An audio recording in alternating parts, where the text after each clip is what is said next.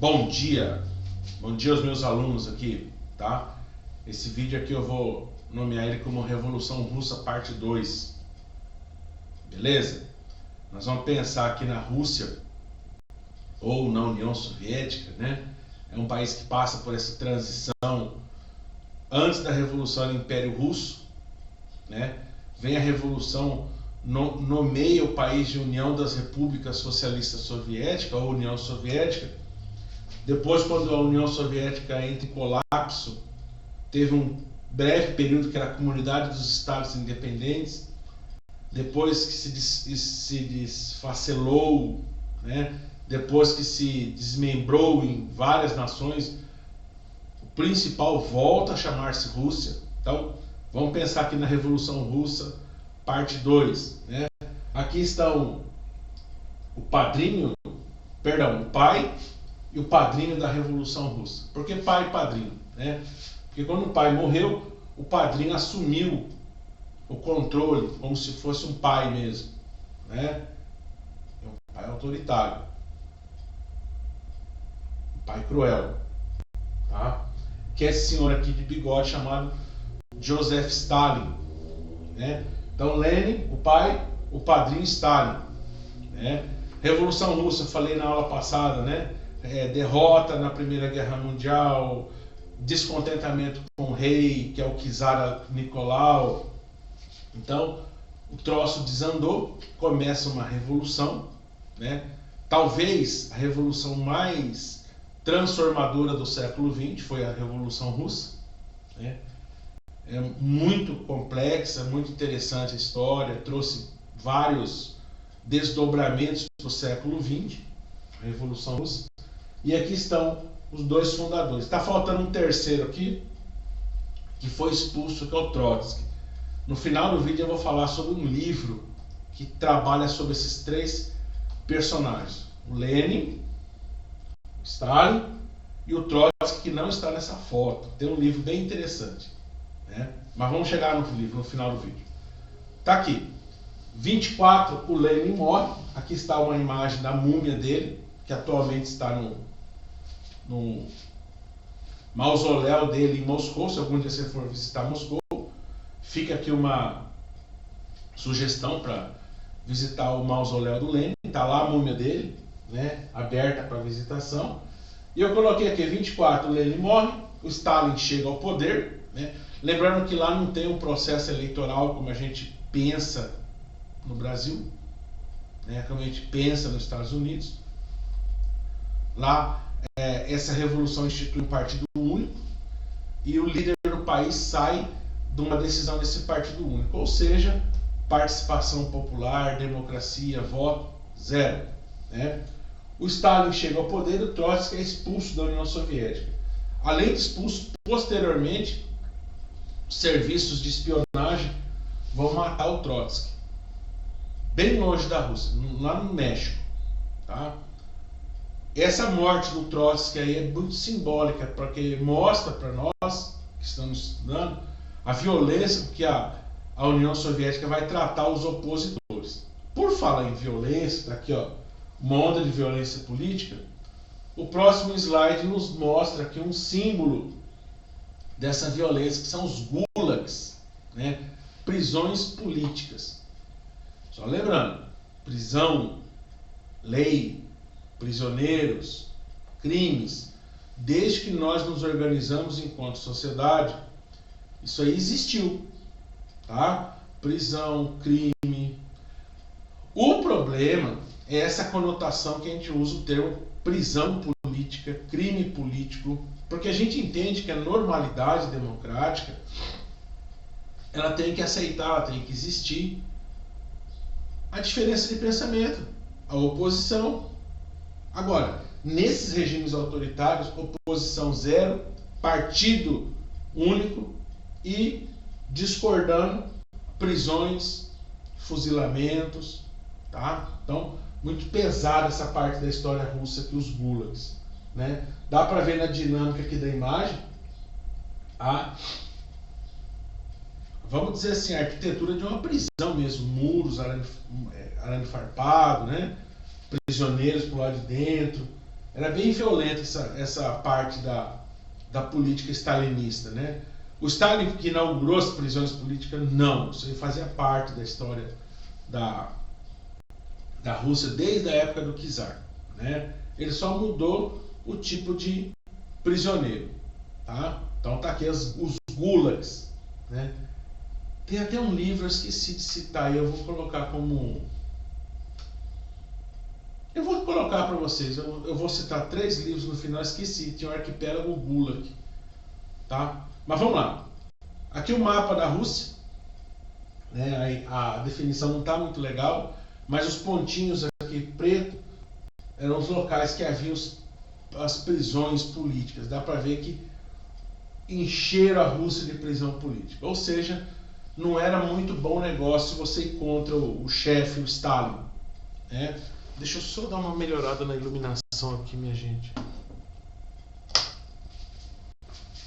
Tem uma melhoradinha. Deu. Ó, dá para ver que não era um bom negócio ir contra o Stalin, não, né? A definição aqui não está muito boa, mas o professor vai mandar o PowerPoint também para vocês poderem dar uma olhada. Aqui o stalinismo, já que o Stalin chegou ao poder, criou-se esse conceito de stalinismo, né? Eu particularmente não gosto muito quando o nome de uma pessoa vira um ismo, né? Eu particularmente não gosto, eu gosto dos movimentos filosóficos, mas quando uma pessoa que governa por um tempo, né, cria-se o ismo, aí como professor de história mesmo, eu não acho legal, né? Uma coisa é os movimentos políticos, econômicos, o liberalismo, o iluminismo, feudalismo. Agora, o nome de uma pessoa ser agregada ao ismo, eu particularmente não gosto, tá? Mas tá na história, né? Tanta coisa que eu não gosto e estão por aí, né? Mas vamos lá.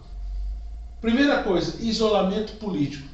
Está aqui no lado da tela de vocês. Isolamento político. O Stalin, ao contrário do Trotsky, que é expulso, posteriormente morto, o Trotsky tinha uma ideia de expandir esse pensamento comunista para o resto da Europa. O Stalin pensa diferente. O Stalin quer internalizar. Não. O negócio vai ser aqui dentro, e aqui dentro a gente vai arrumar a casa. Ele arrumou a casa, gente, é muito questionado isso daí, tá? Eu não estou aqui defendendo, atacando, é muito questionado, tá? Ele arrumou a casa, depende. Apesar das prisões, né? Apesar dos fuzilamentos, da violência, da truculência política, né? É inegável que houve um salto na União Soviética, tá? Coloquei aqui, tá, como eu disse, depois vocês vão receber esse PowerPoint, né? Aumentou a produção, bens de produção, maquinaria, né? A indústria de base cresceu, né? Atividades industriais, indústria de bens de consumo, né? E o Stalin aqui na parte bem de baixo, ele vai inaugurar um símbolo do avanço urbanístico daquela época, né? Que é o metrô em Moscou. Gente, lá nos anos 20, nos anos 30, você ter um metrô na sua cidade, eu vou usar uma comparação aqui, eu espero ser compreendido por vocês. É o equivalente ao 5G de hoje. Vocês devem estar acompanhando nas notícias aí, a disputa que o Brasil faz parte por essa tecnologia 5G, né? Não vou nem entrar no mérito de governo daqui do Brasil para não causar polêmica, mas uma coisa é certa, tá? O Brasil é um alvo da China e dos Estados Unidos para adotar o 5G aqui.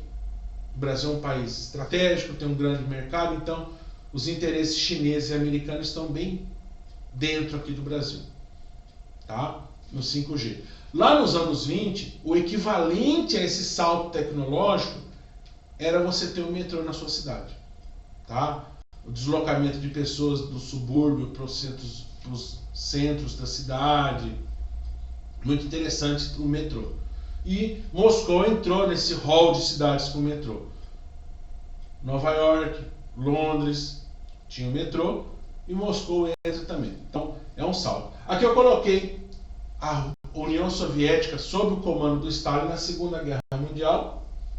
O Stalin é um personagem muito interessante, que ele vai de vamos dizer, um aliado, aquele amigo distante da Alemanha quando faz um pacto de não agressão, e desse amigo o Stalin torna-se talvez, né, o responsável pela derrota alemã, aquele que impôs mais pesadas derrotas à Alemanha. Então, olha a transição dele de um amigo distante, quando faz o pacto de não agressão, quando se apodera da Polônia, até o responsável pela derrota da Alemanha na Segunda Guerra Mundial.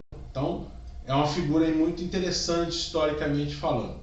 Tá? Aqui eu coloquei a evolução da guerra, da invasão, as batalhas Stalingrado, Leningrado e Moscou, aonde a Alemanha sofre pesadas derrotas, né, até a derrota e a divisão do território alemão. Então, é um personagem aí muito, tanto o chefe de Estado, Stalin, quanto a nação União Soviética, são personagens aí que fazem uma grande diferença no contexto do conflito da Segunda Guerra Mundial. Vamos lá para o próximo. Pós-Segunda Guerra Mundial, nesse mapa aqui, a Rússia ainda ganha mais alguns aliados aqui, ó. São os países satélites. Aqui tem Iugoslávia, Romênia, Polônia, Hungria, Tchecoslováquia, tá? Então, dá para ver que a área de influência aumentou. Tá? Aqui está um mapa bem interessante aqui. E o comunismo se expande pelo mundo, tá? Aqui, pós 45 é o término da Segunda Guerra Mundial. Você vai ter a China, Coreia do Norte, Vietnã, Cuba, tá? Cuba. 3 países na Ásia tornam-se comunistas, dá uma aula aí tranquilamente. E Cuba, que é um país a menos de 200 quilômetros do território americano. Isso aí tudo vai ser uma confusão desgraçada, tá? Tudo vai ser uma confusão muito grande isso aí no século XX, tá? Então, dá para ver aqui também que esse modelo comunista expande-se. Que é uma arte dos países, suas respectivas bandeiras, né? Vietnã, Coreia do Norte, China, Laos, Cuba. Olha só. Então tá aqui, ó. Olha só, todos os países que tornam-se comunistas, data que as revoluções acontecem, né? E os Estados Unidos começam a não gostar dessa expansão. Isso aí chama-se Guerra Fria. Depois nós vamos explorar isso aí. O senhor Stalin morre, né? O senhor Stalin não ficou para semente, como ninguém fica. Tá aqui ele morto. E quando ele morre, você vai ter uma sucessão de líderes, né, que começam a governar a União Soviética. Esses líderes aqui, tá aqui no próximo slide, eles vão desde esse Malenkov aqui em 53, que é a morte do Stalin, até o Gorbachev em 91. Esses líderes, né, eu quero que vocês entendam uma coisa dele. Eles têm uma espécie de uma mudança, tá? Mudança não, espécie assim de um duplo comportamento. Ora, um líder é próximo aos Estados Unidos, senta, conversa. Ora, um líder é extremamente contrário aos Estados Unidos, né? Alguns se aproximaram bastante dos Estados Unidos, outros se distanciaram. O último aqui, o Gorbachev, é um líder muito próximo dos Estados Unidos, né? Quando a União Soviética acabou em 91, ele pediu inclusive asilo político nos Estados Unidos. Eu vou fechar meu vídeo com 2 cidadãos aqui, tá? Eu comecei o vídeo com 2, terminei com 2. Aqui no nosso, esse senhor mais gorduchinho aqui é o Boris Yeltsin, e o outro aqui é o Vladimir Putin. Os últimos 30 anos da Rússia, esses 2 homens só governaram. 30 anos. Então dá para ver que o pensamento democrático não é muito forte lá não, tá? Vou parar o vídeo por aqui, tá? Qualquer coisa me chame no privado, tá? Assista, vou mandar o PowerPoint também, beleza? Ó, beijo no coração de vocês. Fui!